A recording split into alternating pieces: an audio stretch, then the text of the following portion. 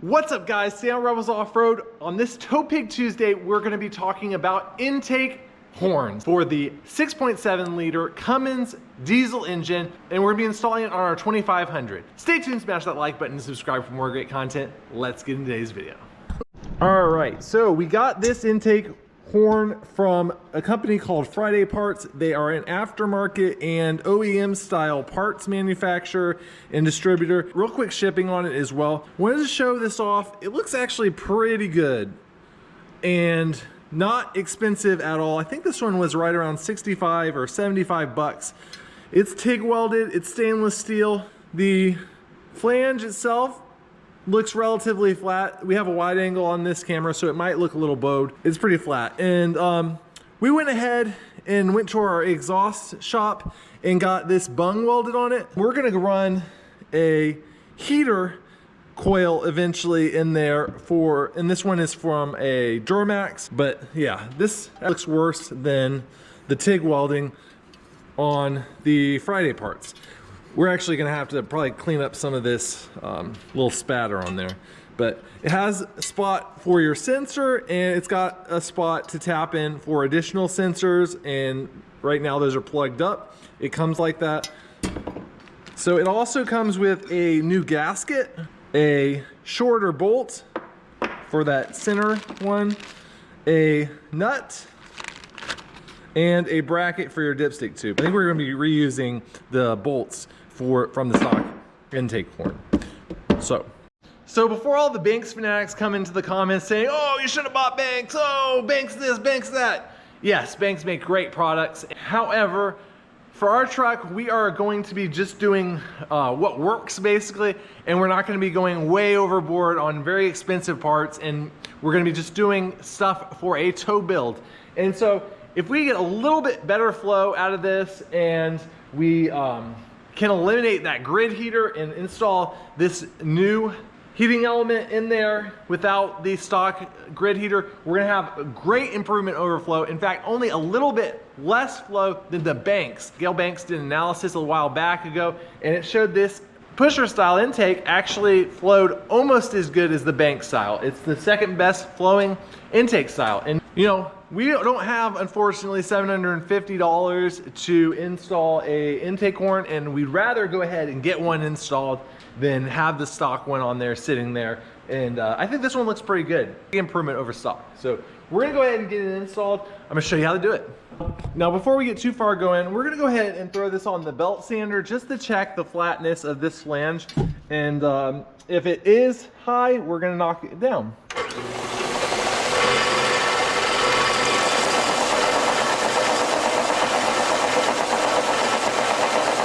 All right, we knocked it down a little bit, but it really isn't that far off of flat. If you go ahead and put it on here, there's not really any wobble to it. I mean, it probably would seal up perfectly fine as is.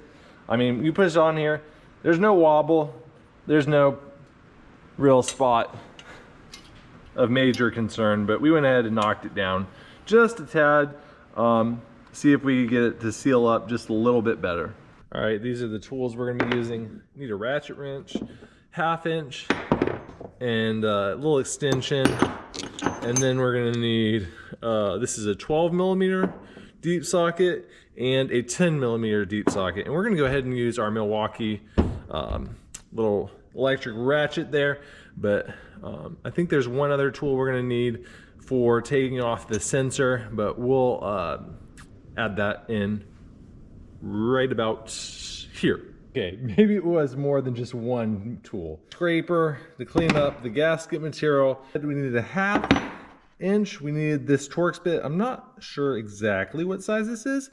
We needed a 1/4 inch socket with an extension, and I think this is a 5/16. We also needed a 12 millimeter 1/4 inch short socket, and then we needed an 11 millimeter and a 10 millimeter wrench. And yeah, that's about it. We have our little weight loss program going on over here, but we're gonna take off this plug there, All right, we got a couple bolts to take off. We need to take off this one here that holds the dipstick. We need to take this one off. We also need to take this one. There's another one back here, and then there's 2 more back there that look like those ones there. And all of those are going to be using a 10 millimeter. And so we got that, and we have our electric ratchet here.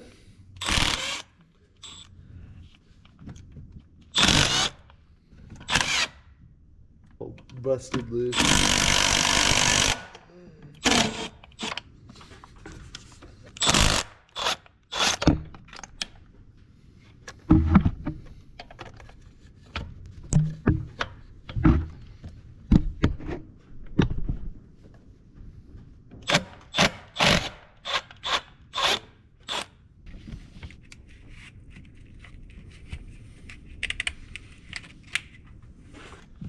Guess we could also just take this off. Make it a loop.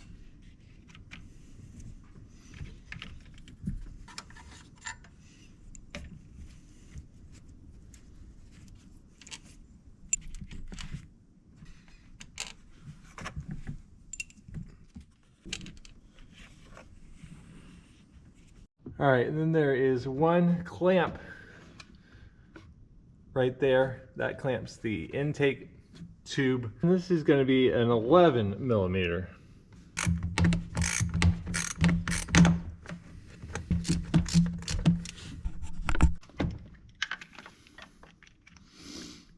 Don't forget about the center one.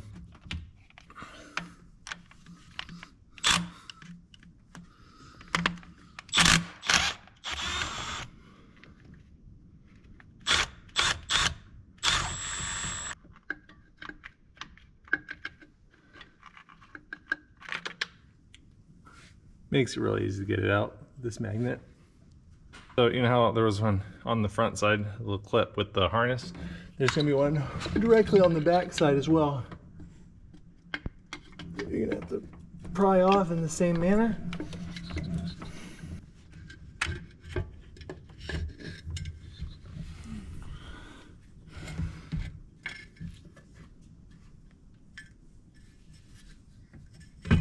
There we go. Ooh. Look at that carbon. Man. Oily soot. So here's one of the biggest reasons to upgrade your intake air horn. You can look at this stock one. It's got like that much space, and there's a little bump there, and it just doesn't flow very nicely. It kind of just goes flat like this down into the plenum there, instead of having a nice curve and smooth flowing air velocity there. It kind of just dumps it into that plenum at a weird angle, and then this isn't that much area or volume for flowing. Now, we do have the butterfly delete on this. This came with the truck. So this portion isn't really gonna flow that badly, but when you neck it down to this, that is a large restriction there. And then, you know, it's also all this crud and stuff built up in there. We could clean that out and get that nice, but why? When there's this option of having all this extra volume. Now, even with the intake tubes being 2 separate ones and this little divider in the middle there, it's so much more. I mean, the area is probably, in one of these tubes, is very close to this size tube there. So have a lot more volume coming out of there. And then we do have butterfly delete. So these are going to be the same. If you have the stock butterfly on there though, this is going to be a lot larger of a volume on the intake side as well, without affecting anything on your adapter. We're gonna go ahead and pop this sensor off. It's gonna take a Torx bit. Now, before we slap this little sensor into the port here, we're gonna make this look a little nicer. So we're gonna go ahead and clean it up and throw it in the oven for some powder coating. Because I don't know about you, but if I'm throwing on a cheap intake tube, it might as well look nice. All right, so while the intake tube was curing in the oven, went ahead and cleaned up the surface here, cleaned off the old gasket, you know, got the old gasket material out. I used a vacuum so that the debris didn't fall down into the heater grid again. But yeah, just try to get that cleaned up as best you can. I'm actually gonna take some alcohol and actually wipe that a little bit more, but scrape it first, get all the gasket material off of it, and then clean it up really nice so we can make a good seal. Check it out, all powder coated, nice, red. Figure if it ain't red, you messed up. But yeah, it's got a couple little blemishes, but ain't bad. You ain't gonna see the spots that are blemished anyway. So we're gonna go ahead and get that sensor on there. Have the sensor location right here. And you can see it has a little O-ring on it. We're gonna go ahead and put some dielectric grease on that O-ring, which will just help lube it up a little bit. We don't need much. Just a little dab will do it. Just to keep that O-ring from wearing out. Get a little bit more lubricant there so it don't completely dry out. Now we're gonna go ahead and slap that booger in there, and we want it to face rearward. So go in like this. There it goes. Okay.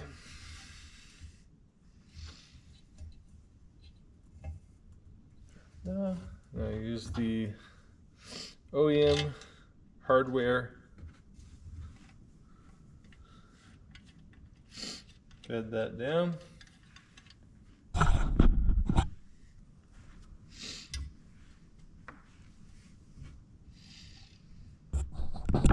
All right, we got the sensor in, and now we're gonna put our little heating element in.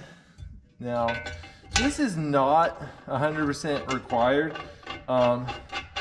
We're doing it because we're gonna eventually do a grid heater delete, and we want to have some way of heating up the air as it goes in the intake, because if we ever go somewhere really cold, you know, West Virginia doesn't get all that cold where you need this, but if we ever go out to like Colorado or something along those lines, we may want to have a heating element for startups. I know people will say, hey, you know, I started up in New York, whatever, Pennsylvania, whatever, you know, yeah, that's fine. This is just in case. And I know it's not going to do a ton, but it's better than not having anything. And also it's going to be nice and hidden out of the way. So we can hook it up when we need it, but we don't need it yet. So I think we're all ready to go get installed on the truck. And we're going to go ahead and put it in place. There we go. Now, it dropped in first. All right, so you're going to want to start each of these bolts finger tight. This middle one is really hard to get to, but if you can get that one at least finger snugged, I'm going to show you a trick to get it torqued that'll blow your mind. Get yourself a 1/4 inch drive, this short socket. You probably can't see it, but there's a short socket on top of the bolt there. You can slide it in once you've finger tightened it. With a 1/4 inch extension, you can actually slide it down between the two tubes. Get it on there, like so. And then from there, you can either use an adapter back to a 3/8 drive, or you can just go ahead and use your 1/4 inch socket to torque this down, and it helps a lot. Otherwise you're really fighting with it underneath, and it's just not a lot of fun. So this makes it a ton easier to get it torqued down.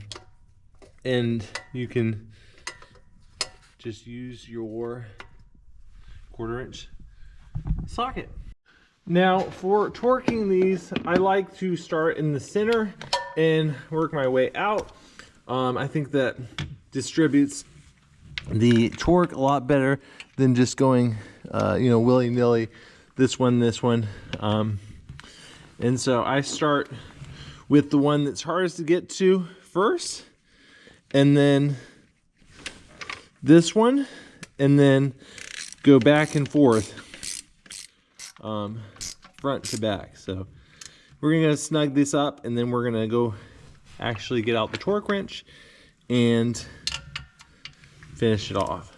All right, we are going to be using a 5/16, and we're going to be taking out the bolt right on the valve cover.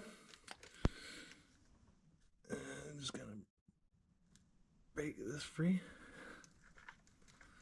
There we go. Now this is going to be so we can put that bracket in place for the dipstick. So we're just going to go ahead and pull that bolt all the way out. There we go.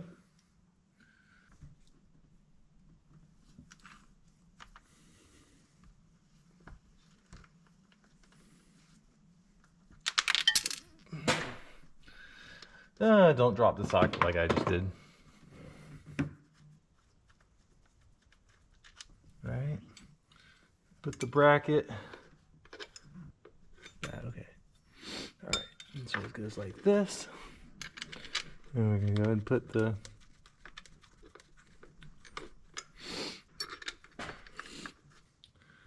tighten these up.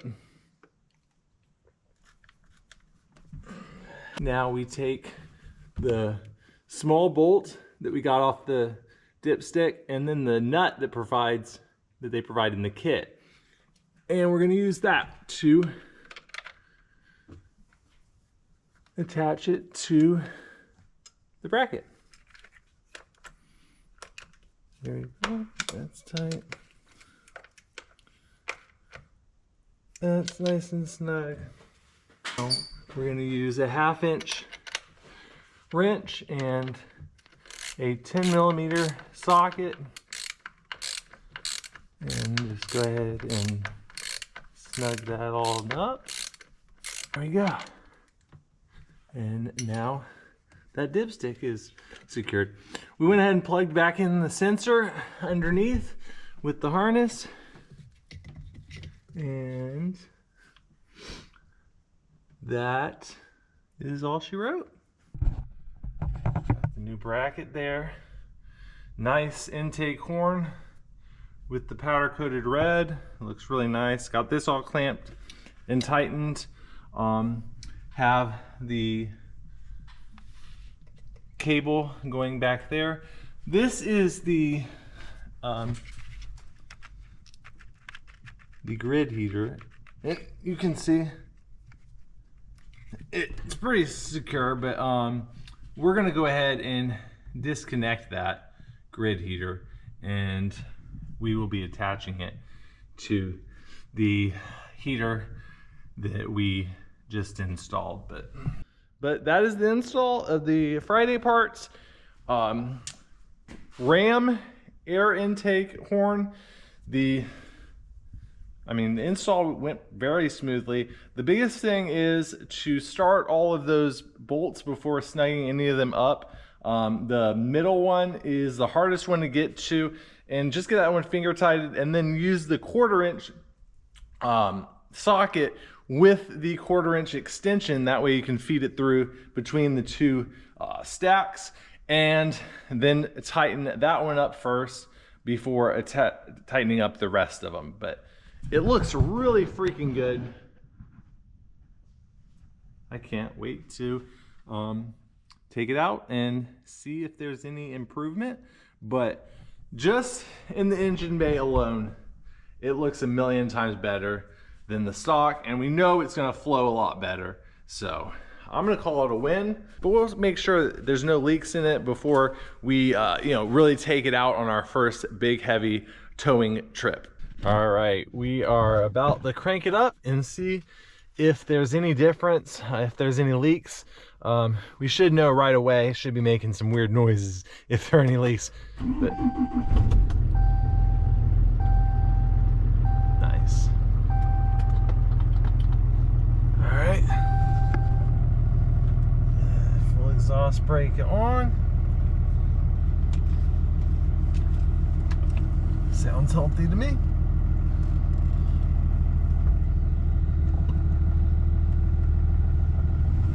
Nice.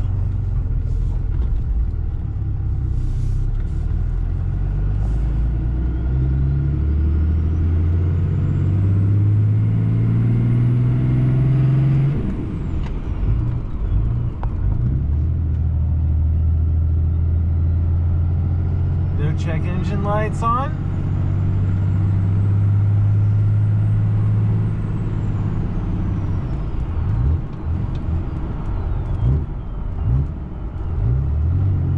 Like the turbo spools up a little faster. Not real certain, but I definitely don't detect any leaks in it, which is awesome. It definitely seems like has a little bit better throttle response. Not real certain. Just the seat of the pants type feel right now, but honestly, feels pretty strong. So I definitely think it looks a lot better than the stock OEM one, and it cleans up the engine bay a little bit. And also, I don't want to be like that guy or whatever that says, add a bunch of power or whatever, but for 65, 75 bucks, it did feel like the turbo spooled up a little bit faster, which is crazy. And I think it's well worth the 65, 75 bucks, whatever it is. It's under 100 bucks and it looks good. It performs good. It really cleans up the engine bay. I think you can't go wrong with it, honestly. If it seals up every time, which it seals up good on mine, and it holds up to the heat cycling and everything like that, which only time will tell on that, I think it's well worth it. So go ahead and check it out. I'll post a link down in the description where you can find it. Go ahead and smash that like button and subscribe for more great content. And if you enjoyed this video, and we'll see you next. 'Cause I'ma live life for the fight, yeah, I'm here to get it. I got drive, got sight, always have a vision. I go by at night, I be in my feelings. I'ma be fine, need time, and I'll soon be winning.